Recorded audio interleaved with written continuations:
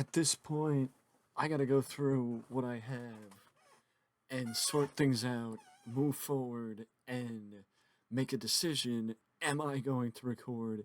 Am I not? How often is content going to go up on the YouTube channel? How often is it not? Make a decision and stick to it, because right now I am confused and I have a lot of backlog stuff, and it's not backlogged on YouTube, it is backlogged in general, to where it's not processed, it's not edited, and it's not uploaded. So, what is the question? The question is, now with TEW9 on the horizon, how things will change in TEW 2020, and how things will change with Supreme as we are more than halfway through year 8 of.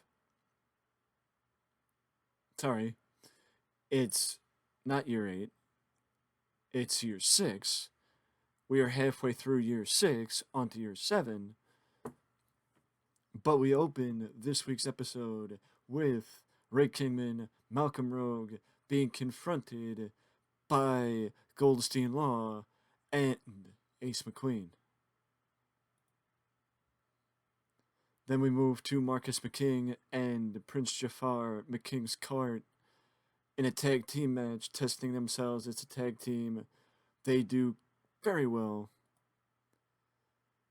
And it is the return of Chris Marcus. Chris Marcus has abandoned the court jester gimmick, and now is Chris Marcus once again siding with Rocky Streets as we head to Supreme Challenge. Romeo Hart makes his return after being knocked out by Blade the Conqueror and demands a rematch against the Brooklyn Punk for the Shooting Star Championship. Who knows what's going to happen, but I think Romeo is entitled to a title shot, considering the fact that the Blade the Conqueror took out Romeo ahead of his title match, much like he took out Wildman. Well, he took out Wildman after his title match, but still, Blade the Conqueror's been busy, and we still don't have a clue what his motivations are or why he's here. But what we do know is Romeo has a question the type of man Brooklyn Punk is, to give him a title shot or not, so we'll see what happens at Supreme Challenge. Speaking of title opportunities, the Max Patriot defends his North American Championship against Dirk Bonnell, but then is challenged by fellow Florida alumni, Sayonji Omura. Sayonji wants his first title taste of gold in SWF. The Shaman defeats the Sheik. And now we move to Aries Titans, as Aries is trying to provoke Angus to get himself back in to Aries Titans. Aries Titans fought Angus, Maxwell, and Roy McCallum in a 6-man tag team match, with Aries Titans getting the dub. But now the question is, will Angus do it? Will Angus step back? Or will Angus keep fighting Aries Titans? We'll find out later tonight. Speaking of later tonight, Luis Montero is back in action. Luis Montero is standing against everyone that Dexter Priceweather has put in front of him. And yes, I do realize Dexter is Luis Montero's manager. It's not supposed to be that way anymore. It's just the fact that I forgot to change it. And it will be changed right now. Because finally, after months of teasing, after months of trying to play peacekeeper, Priceweather has abandoned it and says, "I warned you, Montero. Now face the consequences of your actions and regret the choices you made," as the collective jumps Montero, Amiri Anjala, Kazu Matsushi, Penichulo and Slater White go after their former stablemate and officially turn Montero babyface. And now Luis Montero can be pushed as one of the top future stars in the company, with Slater White keeping himself on the side of evil. But now we shift over to Angus McLeod as Angus shifts. But we start with Rory McCallum talking about, when I first started watching, I saw my countrymen, the two standing with me, Angus and Maxwell. And I saw two people that were willing to wear their home's country on their sleeve and show that they are from our native land and not be ashamed, but be proud. When he was with Aries, he wasn't the same man I saw. He abandoned his morals, he abandoned his home country to be world champion. I realized, Aries, you needed me more than I needed you. And I could be world champion again without you. And I will be world champion again without you. But the one more satisfying thing, to prove a point, I will fight this fight on my own. And I will take down the Titans. Speaking of Slater White gets back in action defending the television championship against Chief Two Eagle.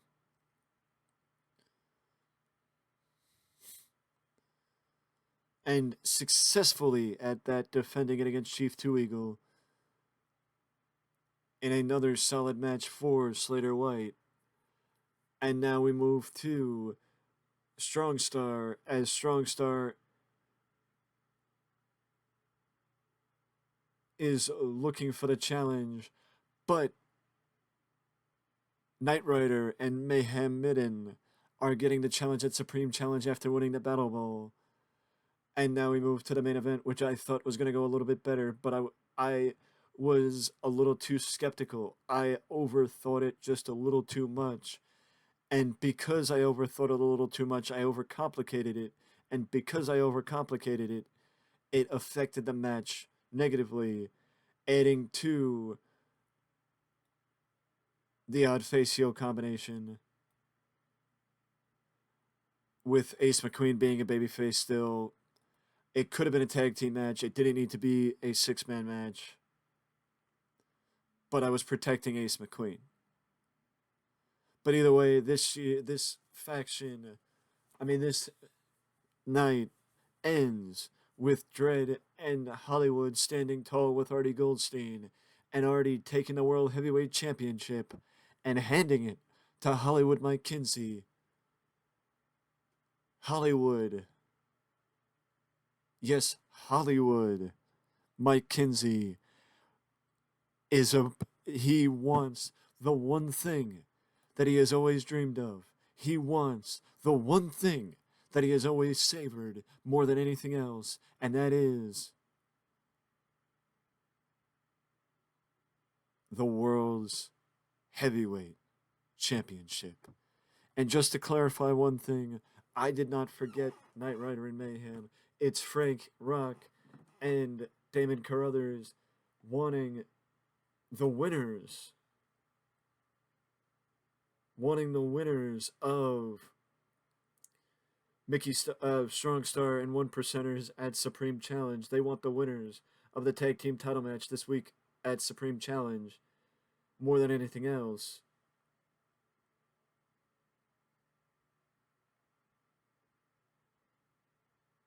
It wasn't where they're replacing them or that I forgot.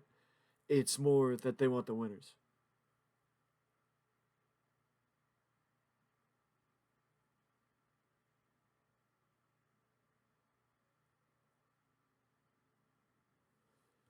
Um, for months, also, Slater White and Luis Montero had been at odds. Montero even cost Slater White the world television title back in March, allowing Rocky Streets to get his first and only singles championship in 10 years in Supreme.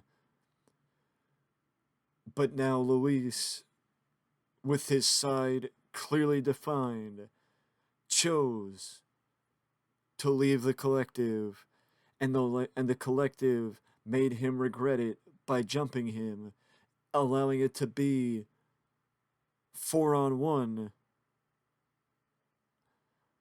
with Dexter Priceweather, the man who has been by Montero's side since Luis joined Supreme Wrestling, choosing to abandon him at the behest of the guy who beat Montero to the gold, Slater White.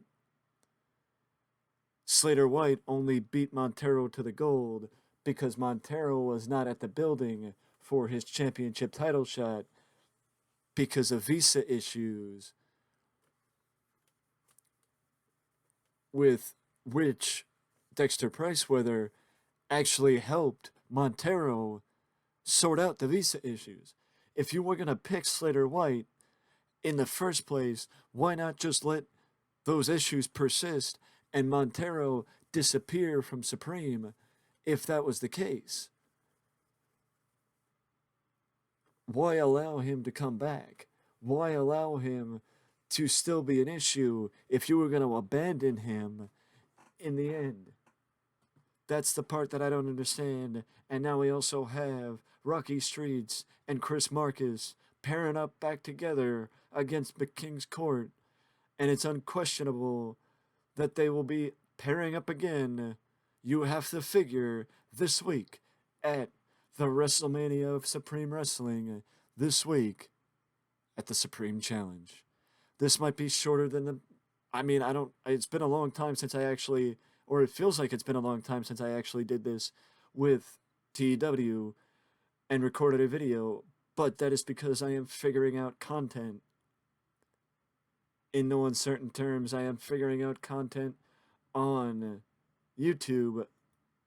In every stretch of the imagination, I am figuring out content as Chandler Baker goes from Burning Hammer back to Championship Wrestling, or Canadian Wrestling, the Canadian Wrestling Federation.